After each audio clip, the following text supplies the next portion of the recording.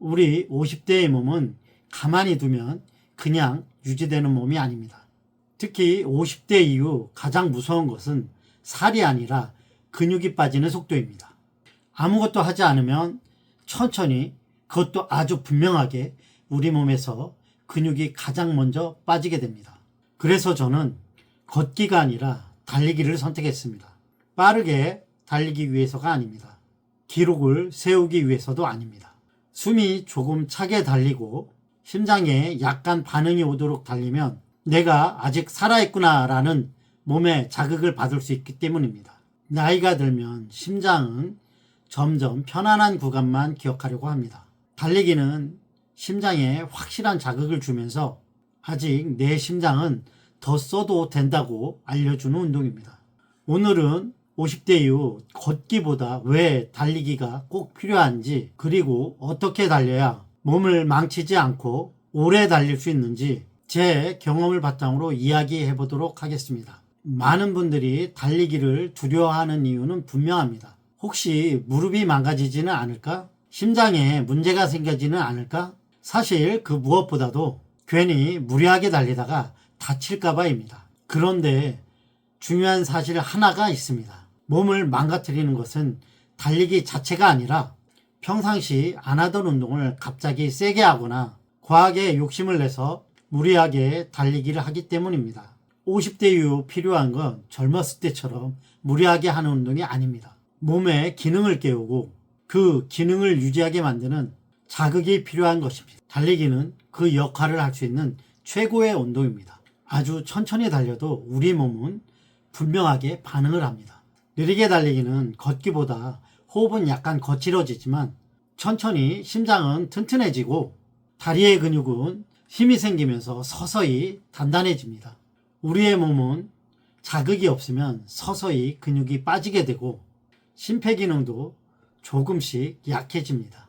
어느 순간 아무렇지 않게 쉽게 오르던 계단이 이제는 힘들어지면서 심지어는 무서워지기 시작합니다. 그래서 저는 달리기는 운동이 아니라 우리 몸을 유지하기 위한 최소한의 자극이라고 생각합니다. 50대 이후 달리기 가장 중요한 것은 빠른 속도가 아닙니다. 달리면서 옆 사람과 대화가 가능할 정도의 속도로 천천히 30분 이상 달리는 시간이면 충분합니다. 천천히 느리게 달리기는 절대로 무릎을 망가뜨리지 않습니다. 오히려 우리 몸의 뼈와 근육을 단단하게 만들어줍니다. 특히 많은 분들이 걱정하는 무릎도 무릎 주변에 근육이 발달하게 되어서 오히려 무릎 건강이 더 좋아지게 됩니다. 달리기는 우리 몸의 균형을 되찾는데 큰 도움을 줍니다. 저 같은 50대에게는 편안함은 절대로 우리 몸을 살려주지 않습니다.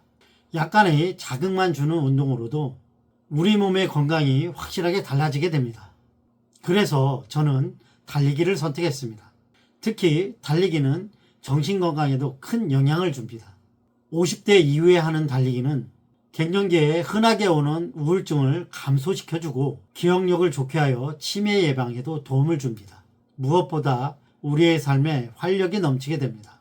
빠르게 늙지 않고 서서히 늙어가는 몸을 만들기 위하여 달리기는 가장 좋은 운동입니다. 그럼 50대 이후에는 어떻게 달리기를 해야 할까요?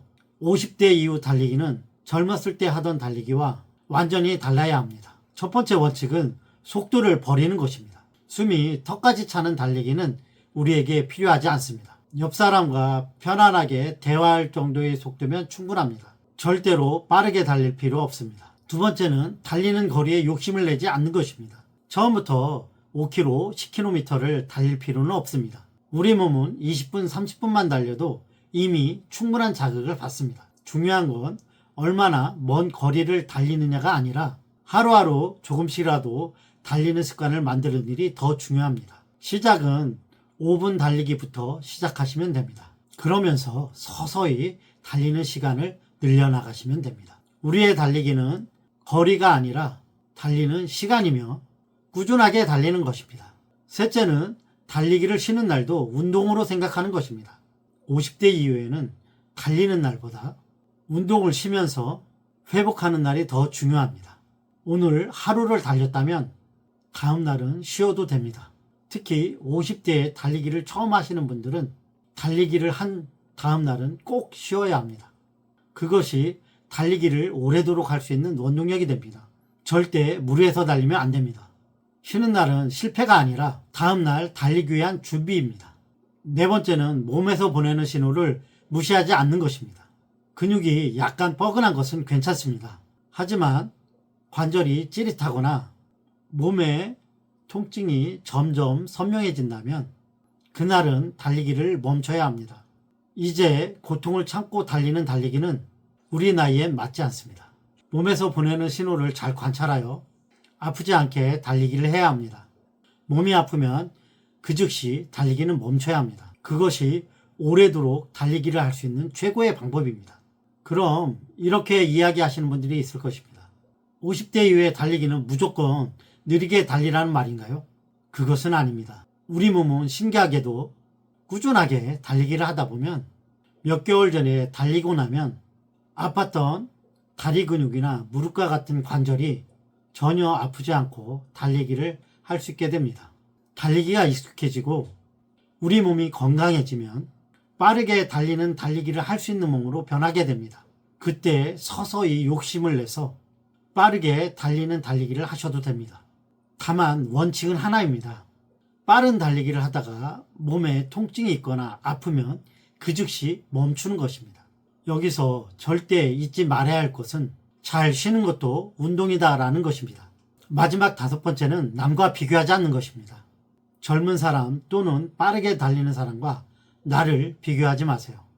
예전의 젊었었던 나와도 비교하지 마세요.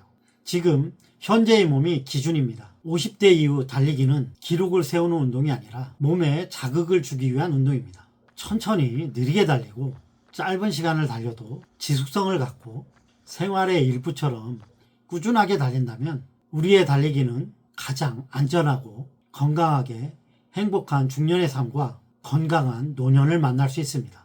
50대 달리기는 젊은 20, 30대처럼 잘 달리기를 위한 운동이 아닙니다. 넘어지지 않기 위해, 아프지 않기 위해, 그리고 오래도록 건강하게 움직이기 위한 준비하는 시간입니다. 절대로 빠르게 달릴 필요가 없습니다. 대단할 필요도 없습니다. 오늘도 약간 숨이 차게 달리고 몸에 작은 자극을 주기 위한 달리기라면 그것으로 건강한 우리의 몸을 만드는 데 충분합니다.